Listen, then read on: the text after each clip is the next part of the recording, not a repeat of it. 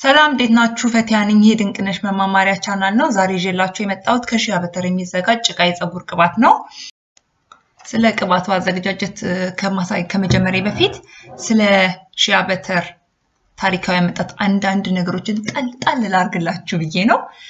ሺያ በተር ማለት ነው አፍሪካ ውስጥ ነው በብዛት የሚበቅለው ሺያ ዛፍ ማለት ነው።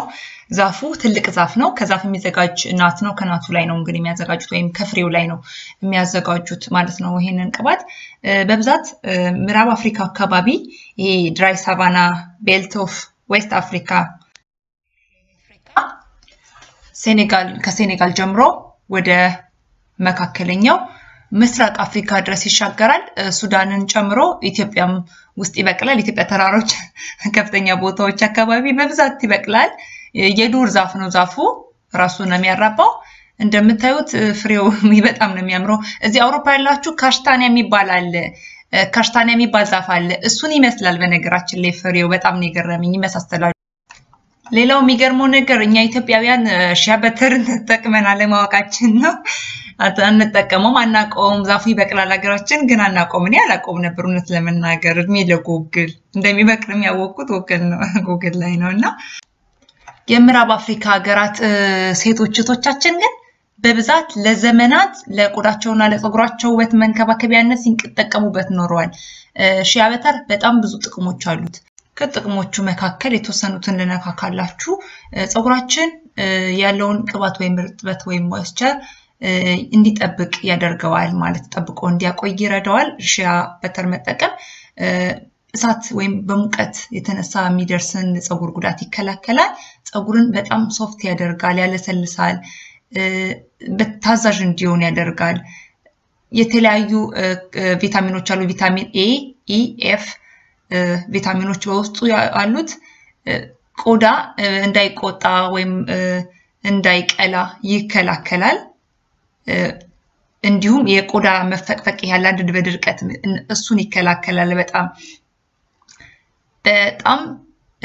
ሌላው ለፀጉር ማለት ነው ካስክ ምናምን ለመግባት እንደዚህ ከርል ለመስራት በቀላሉ ቤታችን ውስጥ ከርል ለመስራት በጣም አሪፍ ነው ክሬሚክ ስለሆነ ማለት ነው። ሌላው ለማዘጋጀትም በጣም ቀላል ነው። ተፈጥሯዊ ነው። ከእጽዋት ነው የሚዘጋጀው። ብዙ ቤኔፊት አለውና እነዚህ ሮውን ገዝተው መጠቀም ብዙ ጥቅም አለው ማለት ነው። አሁን ወደ ቪዲዮ ሄዳለሁ እንዴት እንደማዘጋጀው አሳያችኋለሁ ማለት ነው። መጀመሪያ ማድረግ የገዛሁት የሺያ በተር ኦርጋኒክ ሺያ በተር ከአማዞን የገዛሁት እሱን ከነእቃው ከፍተውና እቃውን ከነእቃው መጥበሻ ላይ አድርጌ ውሃ ሞልቼ መጥበሻ ላይ እጥደዋለሁ ማለት ድስት ላይ እጥደዋለሁ ማለት ነው። ከስር እሳት ለኩሼ ለቀቅ እንዲል ማለት ነው። ከላይ በቀላሉ እንዲወጣልኝ ማለት ነው። ከዛ በኋላ ከለቀቀልኝ በኋላ በሳህን አድርግና ሳህን መጥበሻው ላይ ወይም ደግሞ ድስቱ ላይ ሳህን አድርግና ጥዳለሁኝ። በዛ እንዲቀልጥ አድርገዋለሁ። በነገራችን ላይ ጠንካራ ነው፣ በጣም ጠንካራ ነው። እንደዚህ ቀጥታ ብቻው መቀባት አትችሉም። የግድ ከሆነ ነገር ጋር መሰራት አለበት ሮው ማለት ነው ጥሬው። ስለዚህ መሰራት አለበት። ሲቀልጥ ጠብቄ የተለያዩ ኦይሎች ተጠቀማለሁ ይሄን ቅባት ለማዘጋጀት። እናንተ ያላችሁን ተጠቀሙ። ቤታችሁ ውስጥ ያላችሁን ኦይሎች ብትጠቀሙ ችግር የለውም። የግድ ነው የተጠቀምኩትን በሙሉ አትጠቀሙ። ለምሳሌ እናንተ ኦሊቭ ኦይል ብቻ ከሆነ ያላችሁ የወይራ ዘይት ብቻ ከሆነ ያላችሁ የወይራ ዘይት ብቻ መጠቀም ትችላላችሁ። አልመንድ ነው ወይራ ዘይት ካላችሁ ሁለቱን እና እንደዛ አድርጎ አትጨናነቁ። ብዙ እኔ የተጠቀምኩት የተለያዩ ኦይሎችን ነው ለተሻለ ውጤት ማለት ነው። አንድ ማንኪያ ካስተር ኦይል ተጠቅሜያለሁኝ። የማንኪያ መስፈሪያዬን እዩት። እናንተ በኖርማል የሾርባ ማንኪያ ተጠቀሙ ከሆነ ይሄ 250 ግራም ነው።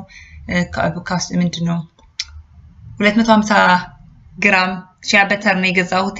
ለሱ የሚሆነው ይሄን ያህል ነው። እኔ የተጠቀምኩት መስፈርቱን በጣም እንዳይቀጥንባችሁ ትንሽ ቀለል እንዲቀጥን ከፈለጋችሁ ትንሽ ኦይሎችን መጨመር ነው። ሌሎቹን ኦይሎች ብዛታቸውን ትንሽ መጨመር ነው።